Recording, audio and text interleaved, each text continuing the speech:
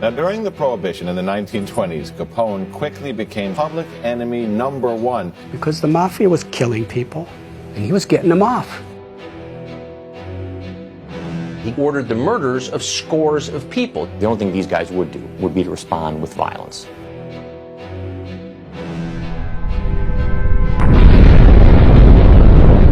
His name was Easy Eddie. He was such a good lawyer that no matter what charges they had on Al Capone or his people, they couldn't put any of them in jail. He was so valuable that the mafia gave him enormous amounts of money, the best of cars, the best of everything. And he had a son. But Easy Eddie was thinking, I've given my son everything. Everything money could buy. But there's one thing I haven't given my son.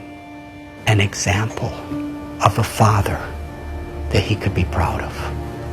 And Easy Eddie came to the conclusion, the only way I could give my son a father with a legacy of a good name is I have to help the government put the mafia in prison. He testified. And many of the biggest people in the mafia were put in prison. He knew full well that he would be killed for doing this. And one day he was riding in his car and another car came by and several people with machine guns filled his body with bullets and he laid on the street dead. He paid a very high price to give his son a father who he could be proud of.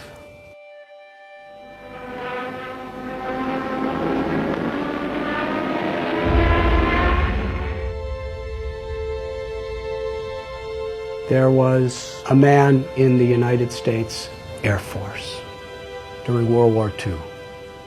He took off from his ship to go fight against the Japanese. He saw about 9 Japanese bombers coming toward the USS Lexington to sink the boat, and there were thousands of people on the boat.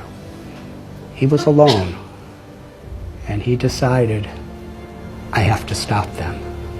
So he single-handedly charged at these 9 airplanes. They were shooting and shooting and shooting. And he actually had 2 of them fall into the ocean. And then he ran out of bullets. And they were shooting at him and attacking him. And he was so fearless that he was flying at these different planes that were shooting at him, and he was knocking off their wings. And finally, after 5 of the 9 sank, the other 4 thought, this man is completely crazy, let's get out of here. And they all flew away. He was the first person in the U.S. Air Force in World War II to get the U.S.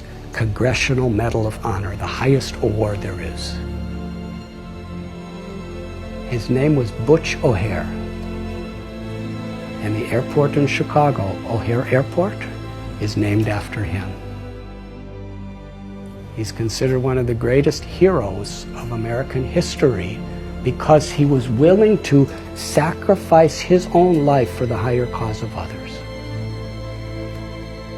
What makes this story so interesting is Butch O'Hare was the son of Easy Eddie.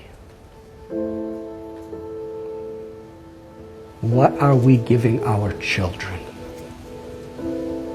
I've seen people work so hard for money, give it to their children, and then their children fight as enemies to see who gets it.